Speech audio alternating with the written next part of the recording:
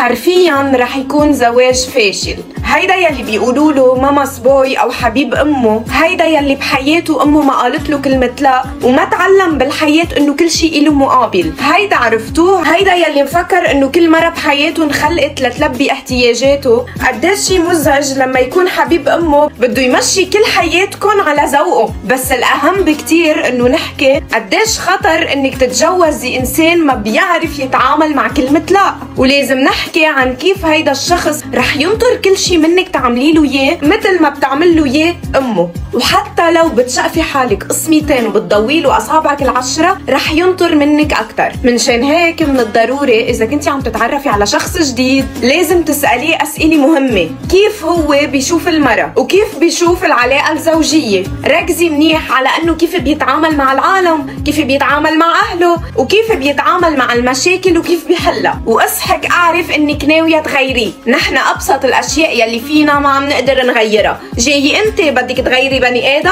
إيه روحي عنا يا والله ما رح تحسي حالك الا عم تربي بيبي بس عمره 30 سنه. حطيها براسك يلي فيه طبع بعمره ما بيتغير. اتجوزي وحيد القرن بس ما تتجوزي حبيب امه.